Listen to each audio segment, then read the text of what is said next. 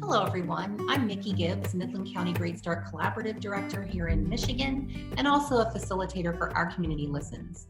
For today, we're going to take a look at reflective listening, but we're going to explore the things that, although we might do out of good intentions when we are listening to our children and teens, these are the things that sometimes we actually need to avoid.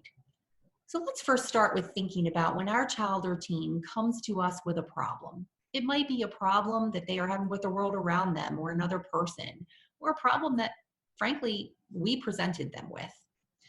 Once they have that problem, their emotion is heightened. And what do we want to do as parents?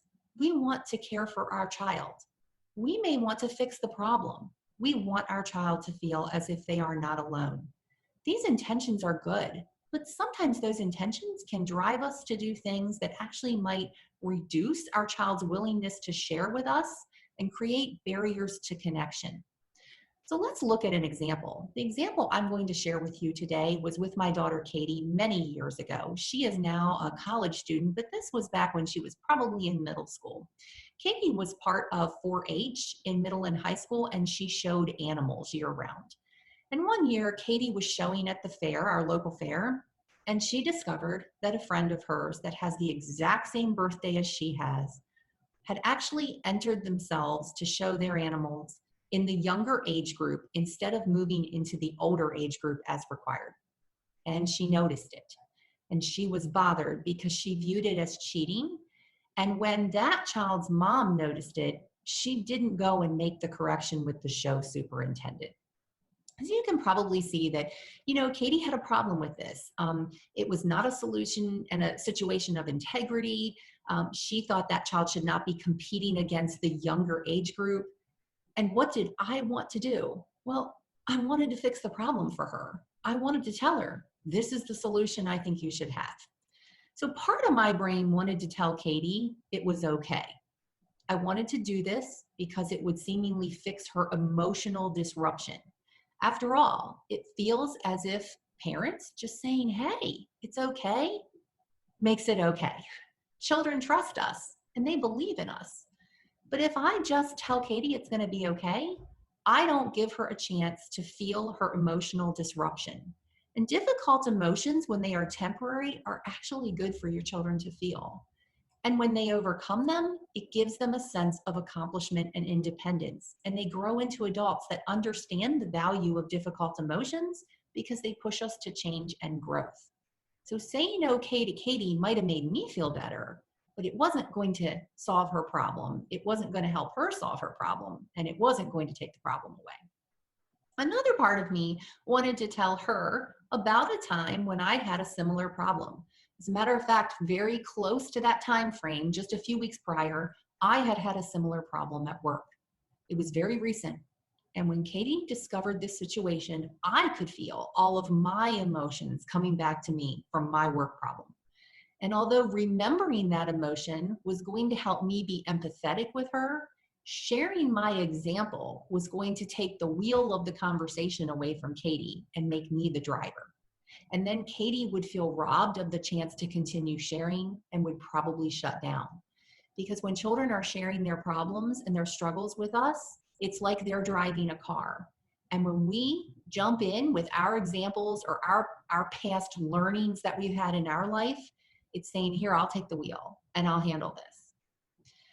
And of course, a big part of me wanted to fix the problem. And this could happen in two ways. It was all I could do not to go into mama bear mode, go right to the show superintendent who I knew personally and report the problem.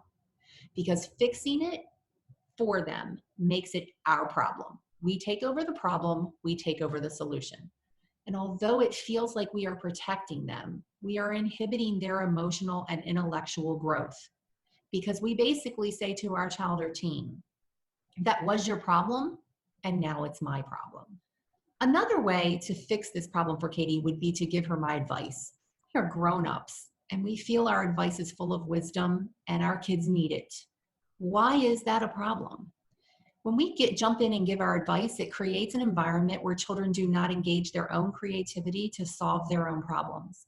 We create a sense of dependency on us as parents, which sometimes can feel good.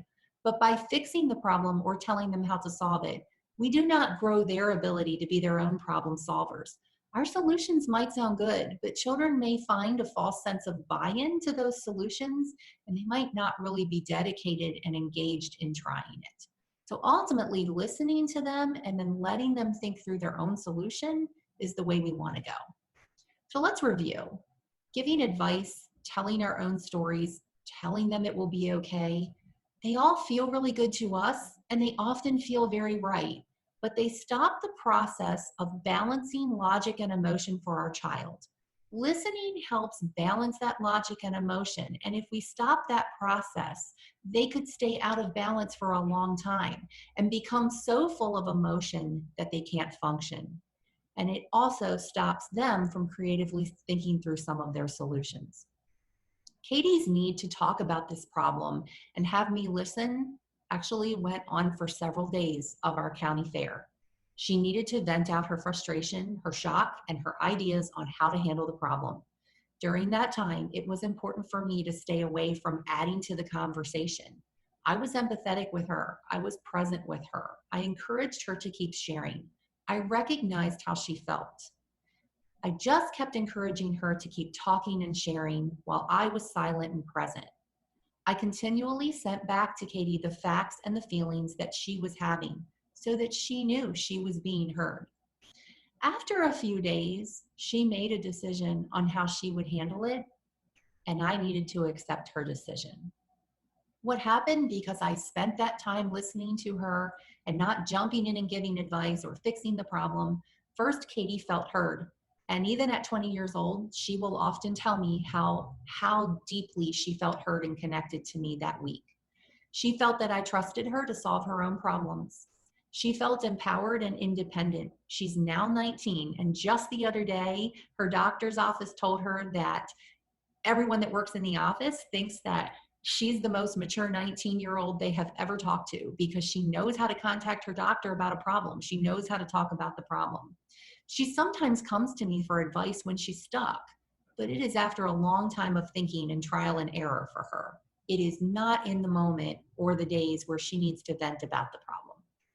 I was able at that time to stay out of a heightened place of emotion because I didn't make it my own problem.